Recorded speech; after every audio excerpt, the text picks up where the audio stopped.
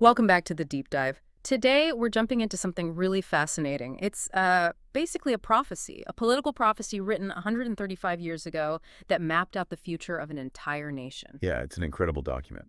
We are doing a deep dive into José Rizal's essay, The Philippines a Century Hence, or Filipinas dentro de cien años. It came out in parts between 1889 and 1890. Right, serially, in La Solidaridad. And for anyone who doesn't know, that was the main newspaper for the Filipino reform movement in Madrid. So it was a very public, very direct message. Exactly. So our mission today is to figure out not just what he predicted, but how. What was his method, his diagnosis, and, what were his non-negotiable demands? And you're right to call it a prophecy, because history gave it this huge stamp of approval. I mean, get this, 1905, the sitting U.S. president says in a speech that the American government is trying to carry out exactly what the greatest genius, José Rizal, steadfastly advocated. Wow, that's a serious endorsement. But it also raises a huge question, doesn't it? It does. Was Rizal's plan meant to be carried out by a new colonial power? Or is that just the ultimate tragic irony of it all? Well, that's the central tension. Because Rizal wasn't just, gazing into a crystal ball. He was methodical. He argued that to see a nation's destiny, you first have to open the book of its past. Which is why he republished Morga's history, right? To get back to that pre-colonial story. Exactly. That was the past. His novel, Noli Me Tangere, that was his documentation of the present.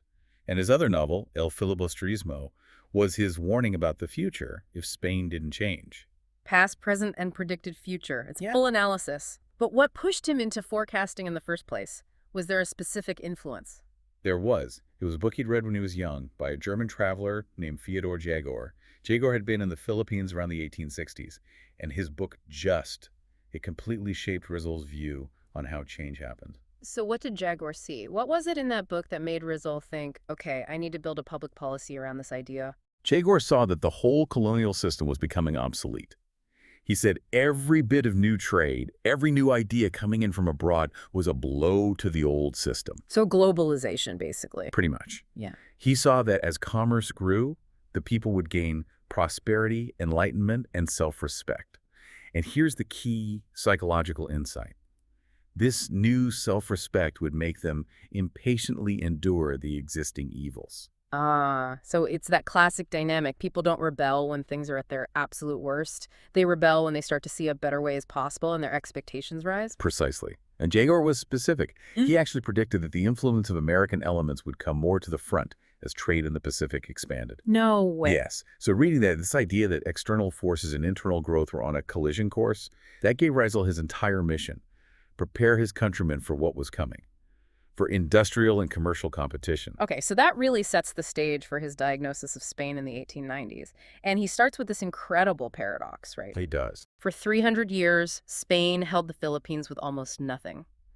A tiny army, one trade ship a year from China, constant wars. I mean, how they held on is just, it's kind of mind-boggling, really. It was a miracle of survival. And by 1890, if you just looked at the surface, Spain seemed stronger than ever. They'd tripled their forces, the Navy was better, communication was faster. On paper, they should have been set for another 3 centuries of peaceful domination. Right, but this is where he just flips the script. Rizal said, look, it's not about material power. The real forces at play here are, and this is his phrase, invisible of an ethical nature. Ethical, what did he mean by that? He meant that the original conquest worked because Spain had broken the spirit of the people. They erased traditions and got them used to servitude. But then, in the late 19th century, they made a fatal mistake. And what was that? Because you'd think making control even tighter would be the goal. It was, but they went too far. Their final push to complete what Rizal called the ethical abasement, trying to deny natives every human characteristic, treating them like brutes, it just completely backfired. How so? Because, as Rizal argued, it wounded the natives' sensitiveness. He saw this as a core Malay trait, and when you attack that, you wake up the lethargic spirit. The fight stops being about politics or money and becomes about basic human dignity. And that shared insult, that shared offense, Right. That's the thing that finally united everybody. Exactly. He said the grievance wiped away the old feuds among different provinces. And the irony is, Spain created the very class that would unite them. By forcing the educated Filipinos, the ilustrados, to go abroad for school, They created a network. The brain of the nation, as he called it. The brain, and soon the whole nervous system.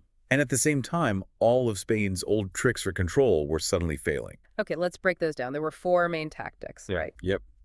First, brutalization. Using censorship and the friars to stamp out new ideas. But that was failing. As Rizal put it, the divine flame of thought is inextinguishable. You can't unring that bell. Right. Second was impoverishment. Keep people poor so they won't have the energy to rise up. But Rizal said that's backwards. Wealth makes people conservative. They want to protect what they have. It's poverty that inspires adventurous ideas. Desperate people are dangerous people. And the third tactic, extermination. This idea that the Malay race was inferior and would just die out. Which was just objectively false. The population had tripled under Spanish rule. It obviously wasn't working. And the last one, the classic divide and conquer. Fostering feuds. But that was dissolving too. People were traveling more between islands, they were going abroad, and we were starting to see they were all in the same boat, facing the same threat. So the game was up. Spain was just racing towards what he called a Pyrrhic victory. A bloody, pointless conflict. He warned that if they kept up the terror, the financial chaos, the ridiculous laws where you could be exiled on an anonymous tip, a violent break was inevitable. And he was completely done with small, useless reforms. Oh, completely. Yeah. He used this amazing analogy from Don Quixote about Sancho Panza's diet. I love this one. Right. Sancho was made governor of an island. He sits down to this incredible feast, but every time he tries to eat something, the doctor, Pedro Recio, waves his wand and has the dish taken away for being unhealthy. So he's surrounded by the promise of food, the appearance of a feast, but he's starving. Precisely. Just like the Filipino people. The government announces all these wonderful reforms, but the colonial bureaucrats, the Pedro Recios, make sure none of the benefits ever actually reach the people. So he said, forget all that. We need 2 fundamental things. The reforms, sine qua non. The absolute non-negotiables. First one, freedom of the press. Which seems like an intellectual point, but for him it was practical. Deeply practical. He said a government ruling from a great distance needs a free press, more than anyone, to know what's actually happening on the ground. Governing without it is like trying to steer a ship without reckoning its conditions. And he pointed out that revolutions always happen where thought is silenced. Always. Then the second demand, Filipino representatives in the Cortes, the Spanish parliament. The ultimate goal of assimilation. Become full citizens with a real voice. A voice to stop the abuses. He said it was much better than the exchange of shot in swampy lands. And this demand led to a really ugly but revealing moment in the Spanish Senate. It did. General Salamanca stood up and basically objected on racist grounds. He worried that Filipino delegates might smell like igorots. Wow. Implying they were uncivilized savages? Exactly. And Rizal's response to that kind of thinking was just devastatingly sharp. He said, if you deny us our rights, then yes, we will smell, at worst, like powder. It cuts right through it all. His logic was simple. You consider a Filipino a fit citizen when you need him to pay taxes or shed his blood to defend the fatherland. So why deny him the rights of that citizenship? It's a plea for consistency, for logic. Grant these rights, he said, and we might stay Spanish. Don't, and well. The inexorable laws of history take over. And that's where the essay reaches its fatal conclusion. Right. The law of destiny. If assimilation fails, what happens? History is merciless, in his view. Domination by a different race with different ideals never lasts. The foreign body has to be assimilated, destroyed, or eliminated. And he'd already ruled out 2 of those. Right. Assimilation was being refused by Spain, and destruction was impossible. The Malay people would survive.